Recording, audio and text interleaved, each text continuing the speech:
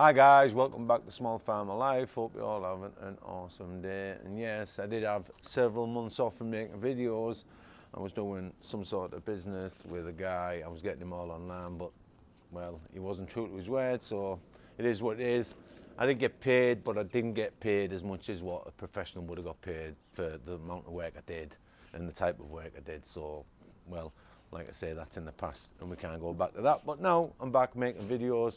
We're here in the camper van, and what I want to talk about today is why I purchased land over purchasing a home. The reason I actually wanted the land in the first place, it wasn't something I was chasing in life.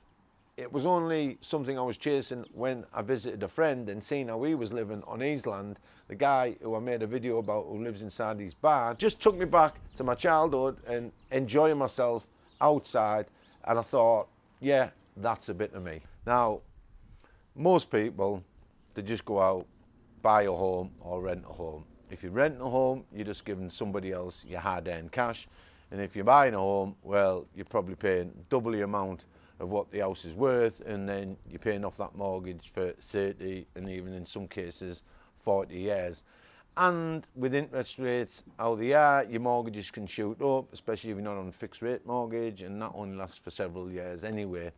So that was one of the biggest reasons why I purchased the land over a house. I didn't want to be stuck in a mortgage. I wanted financial freedom. So if I bought land cash, then it was around about the same amount as what I would have put down deposit on a house, and I own the place outright. Now, fair enough, it was just a bare piece of land, but that brings me to my next point, that land is finite. They're not making it anymore, so it's not like you can go out and buy a new piece of land. You have to go out and buy some land that somebody already owns, or you can claim some land that nobody owns. But for the most part, they're not making it anymore unless you're off the coast of Dubai, which we're not. We're on an island in the UK. But yeah, it's a finite object, so whatever you do with that land, whether you put buildings on that land, water, and all those sorts of things, can only increase the value of that land, which is another good thing. And land prices are only going to go one way at the end of the day, with it being a finite object, and that is up. House prices can go up and down with the market. Now, obviously, land prices can go up and down, but the trend is normally up. And if you've got a small parcel of land, well, it can go up drastically as soon as you'd add some stables or a barn and electricity and water. So those are the types of things you want to add to the land. And then there's the low living costs. You're not paying for, like I say, the mortgage or the rent. You'll be a lot more frugal in the way you're living on the land. You'll understand that if you actually live on some land, or eventually when you buy some land and get the right to live on that land, you'll understand how much money you actually save from renting a property or having a mortgage and trying to keep up with the Joneses and those sorts of things, and all the other expenses that come with running a house. Most people, when they buy their own land, they have log burners and those sorts of things, and if you can get logs for free, well, it's costing you nothing to actually heat your home. So that's another great reason to buy land over a house. So you're lowering the cost of your normal bills and that sort of thing. And then when it comes to your land itself, you can design your land how you want it to look. So if you want to plant a little woodland on that land, you can. If you want to build a pond on that land, you can. If you want to dig a big pond on that land that you can fish, well, you might have to get planning permission for that because it's classed as earthworks, but you can still design that landscape to your taste and what you want from your land.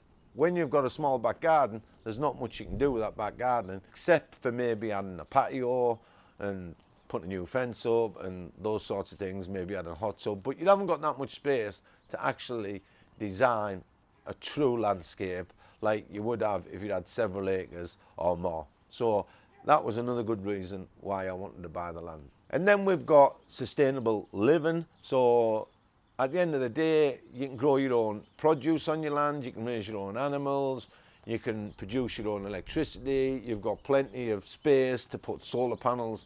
I could put them all over this double garage roof, I could put them all over the stable block roof, I could put them on the caravan roof, I could put them on every building I've got on the land. And I wouldn't have to put any on the land itself, like taking up any space that's not already taken up by a building. and that would produce all the electricity that I could possibly need. Now, I could put up a wind turbine just down the bottom of the field because we get strong westerly winds, even though it's south facing. So yeah, self-sustainability, low carbon footprint, all those sorts of things.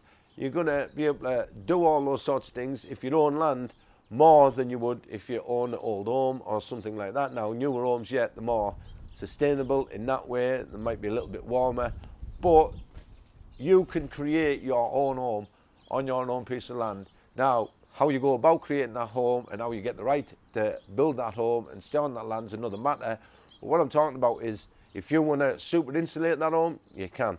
And it's all down to you and your preferences. Another reason why I bought land over mortgage and renting is just less debt and less stress, because debt equals stress at the end of the day. If you get lots of debt and you have to work all hours God sends to pay off that debt, well, you'll be stressed to death. And there's nothing worse, I'm presuming, than having 3 kids, a wife or a partner, and living in a home that you can't afford. You can't afford to pay the car bills, you can't afford to pay the electricity bill or the gas bills, which have shot through the roof recently. And the only bill I get for my land is the electricity bill, because I'm not paying any other bills. Being able to have that stress-free life is absolutely amazing. And if you're stressed out about something else, guess what? You can just get the dog and go for a walk around your own land. You're not going to bump into people. You're not going to bump into a load of kids or drunks or anything like that. You're going to be stress-free, taking a nice walk around your land.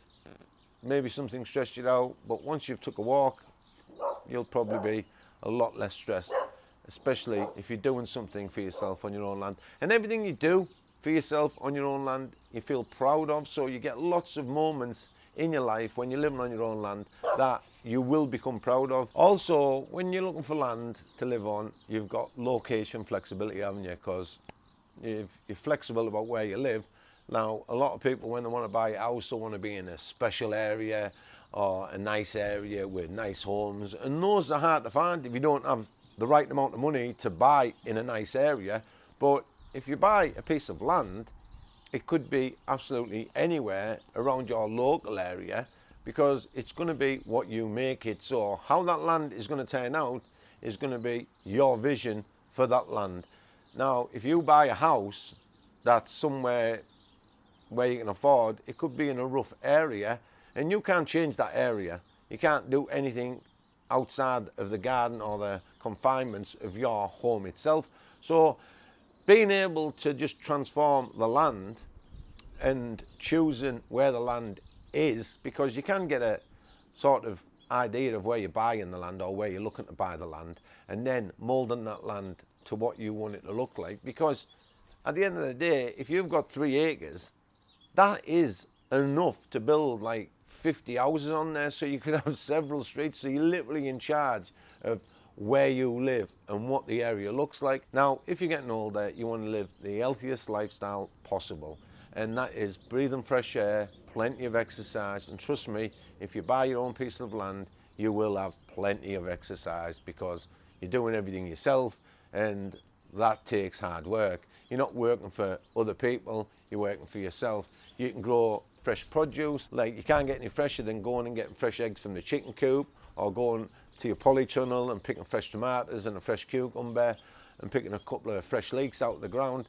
That is proper healthy food that hasn't got any pesticides on it. In my case, the pond has so many newts and frogs in there that they seem to deal with all of the slugs and caterpillars that are ever going to be in that polytunnel, because I never seen any evidence of slugs when I had a full polytunnel of tomatoes and cucumbers, peppers, chilies, all those sorts of delicious little goodies. So living a healthier lifestyle is a great reason to buy land in the first place. Another reason for me buying the land is just raising animals, because animals do bring joy in your life. It doesn't matter what type of animal it is. I've had doves, I've had goats, I've had chickens, I've had my golden Labradors, and now I've got a Cocker Spaniel. She's down there and she's going absolutely crazy.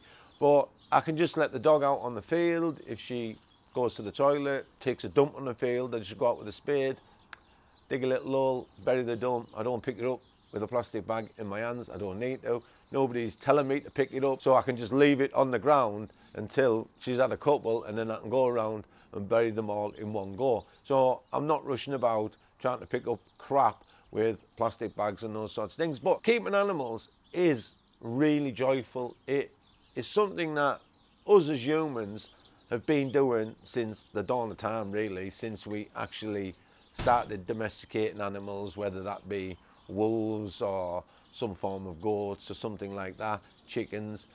And we've always been surrounded by animals because animals give us food. It's as simple as that, whether that be themselves by actually using them for meat, or like chickens, they lay eggs, or by just giving us joy watching them be animals. And goats love to mess around, they're dead funny.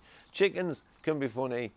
Dogs are great companions, and if you've got a lot of land, you can have a lot of dogs. It depends on how many dogs you want to keep, obviously. I can't cope with her. She's too much for me. My golden Labradors were a little bit less stressful than she is, but I'm sure as she gets older, she'll become a great companion like she already is anyway. But the ultimate reason why I wanted land over a mortgage is because I wanted to just support myself in every way, shape, means possible. That means financially, if I want to start a business on the land, I've got so much space, I could do that. I've got all the woodworking tools, big panel saws. If I want to do a joinery business, I could do that. If I wanted to just make bed boxes or shelves or anything like that, I can do so in this wood shop / garage. If I want to fix my car, I can do it in there. I have nobody stopping me from starting any business. When I first started the fertile hatch and egg business, I was making bang, but obviously bird flu put the scuppers on that. But you can start so many businesses once you've got a couple of acres. I know there's a guy just over there, I've shown him on the channel, he's got a dog grooming business. Guy around the corner, well, he breeds them tiny miniature ponies.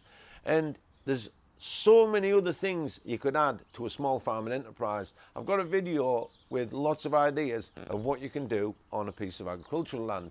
Like, lots of ideas. So I'll leave that video linked up here. Check that video out, and you'll get some ideas of what you can actually add to an existing rural enterprise. So you might be doing something different, you might have some spare time, and you might want to grow specialty mushrooms or microgreens. You might have a pond and you might want to breed koi carp, or you might have a polytunnel, which you can breed koi carp in the polytunnel.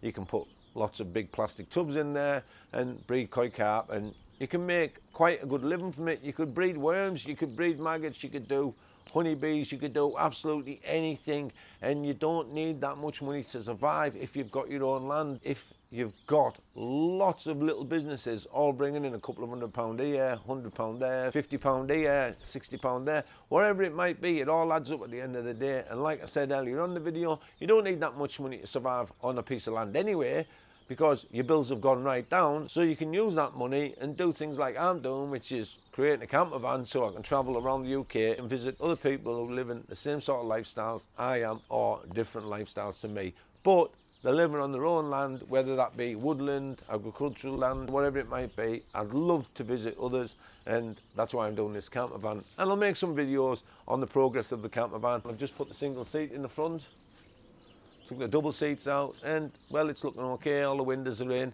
I've got all the sound deadening in, so this won't take that long to finish off. Now I've got all the materials to actually do it. What I didn't want to do is buy what I needed, fit it, buy something else what I needed, fit that, buy something else what I needed, fit that. I wanted to buy it all, and then when I start it, I can crack on and get it done. Anyway guys, that's the reason why I wanted land over a home, over renting a home, over getting a mortgage on a home. I didn't want to be in debt. I wanted to be self-sustaining.